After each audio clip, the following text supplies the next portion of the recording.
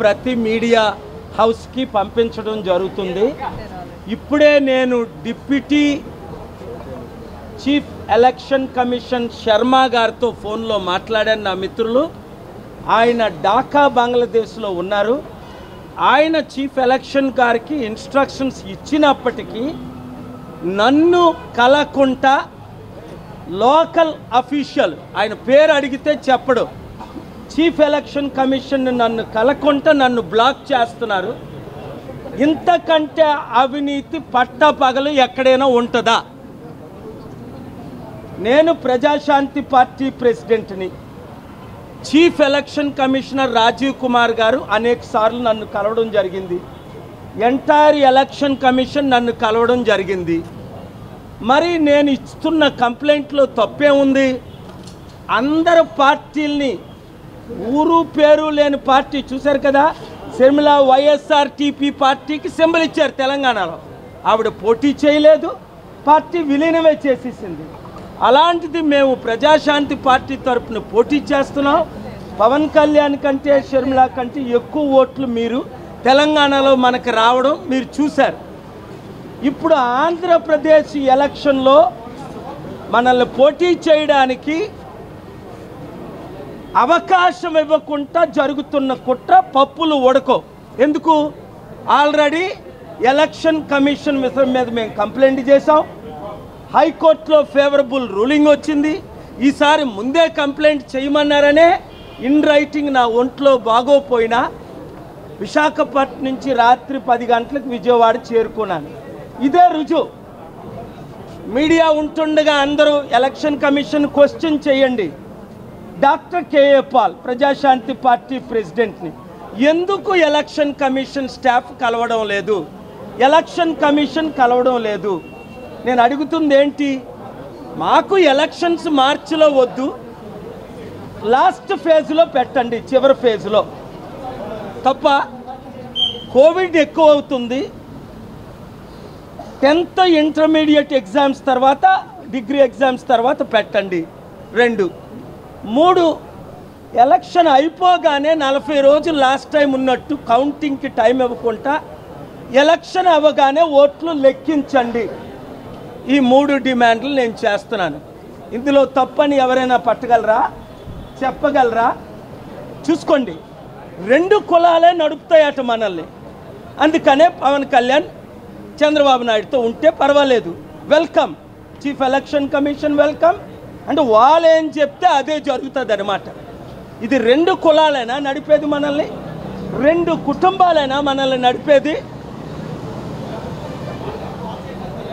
అర్థం చేసుకోండి. నా పోరాటం ఎప్పుడూ ఆగదు. ఈసారి మనం గెలిచి తీరుతాం. కోర్టులో కేసు వేయడం జరిగింది, ఆర్గ్యుమెంట్స్ వినిపిస్తారు. ఇప్పుడే ఈ హోటల్లోనే నేను ధర్నా ఆరంభిస్తాను. ఎలక్షన్ కమిషన్ కలిసినంత వరకు నేను హోటల్ను విడిచిపెట్టాను. నాకు రూమ్ ఉంది. Thank you very much. నా రూమ్ నెంబర్ 507. ఎవరికైనా ల్యాండ్ లైన్లో ప్రాబ్లం ఉంటే రూమ్కి కాల్ చేయండి, హోటల్కి కాల్ చేయండి, నా సేఫ్టీ విషయం తెలుసుకోవడం కోసం. Thank you. అన్ని ఎగ్జామ్స్ ఇండియాలో, అన్ని ఎలక్షన్స్, ఇండియా అంతా ఎలక్షన్స్ మేలో ఎందుకు పెడుతున్నారు? యూపీలో ఎప్పుడు పెడుతున్నారు? నార్త్లో ఎప్పుడు పెడుతున్నారు? ఏ మన సౌత్ వాళ్ళు అంత చీప్ వాళ్ళమా? వాళ్ళు చెప్పినట్టు చేయడానికి మనకు డిమాండ్స్ ఉండవా? సౌత్ సత్తా చూపిద్దాం మోదీకి, తెలుగు సత్తా చూపిద్దాం, స్టీల్ ప్లాంట్ ఎంప్లాయీల సత్తా చూపిద్దాం. ఇప్పుడున్న వాళ్ళందరూ బీజేపీ బి పార్టీలని మీకు తెలుసు. ఏమైనంటే బెయిల్ క్యాన్సిల్ చేసి ఒకరిని జైల్లో పెడతారు. ఇంకేమైనంటే కొత్తగా మొన్న 52 రోజులు జైల్లో పెట్టిన ఆయన్ని మళ్ళా 520 రోజులు జైల్లో పెడతారు. నన్ను పెట్టగలరా వీళ్ళు? వీళ్ళకి దమ్ముందా? మోదీకి కానీ అదానీకి కానీ ఈ ముఖ్యమంత్రులకి సత్తా ఉందా వాళ్ళు ప్రశ్నించడానికి? Do these ex-chief ministers or politicians have a guts to stand before the election commission or before the honorable courts? They have no guts because they are born in crime, they are living in crime, they are dying in sin. The wages of sin is death. I will fight. For my country. 12 లక్షల కోట్లు అప్పు ఆంధ్రప్రదేశ్ ఎవరు తీర్చుతాడు? ఒక dance వేసి తీర్చుతాడా? వడ్డీ కట్టలేని పరిస్థితి ఇప్పుడున్న ఇద్దరు ముఖ్యమంత్రులను, 2 పార్టీలను.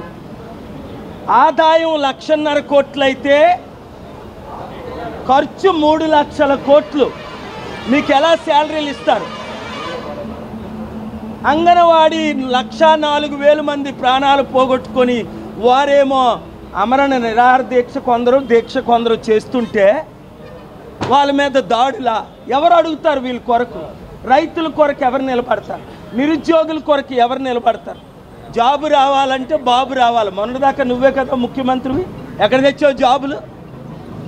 60 లక్షల మంది ఆంధ్రులు, 40 లక్షల మంది తెలంగాణ నిరుద్యోగులకి ఎందుకు జాబులు తేలేకపోయావు? సంవత్సరానికి 10,000 కూడా. ఎమ్మెల్యేలారా, మినిస్టర్లారా, ఎక్స్ ఎమ్మెల్యేలారా, ఎక్స్ మినిస్టర్లారా, యూత్ లీడర్స్ గమనించండి. నేను మాట్లాడిన ప్రతి మాటలో సత్యం ఉంది. అంబేద్కర్ని గెలనిచ్చారా వీళ్ళు? డిపాజిట్ రానివ్వలా. కానీ అంబేద్కర్ ఫైట్ చేయలేదా? మంత్రి పదవిని వదిలేసి మాట్లాడటం కాదు. అంబేద్కర్ అనుచరులందరూ ప్రజాస్వామ్యం కొరకు పోరాడుదాం. నేను ముందుండి నడిపిస్తాను. Thank you very much.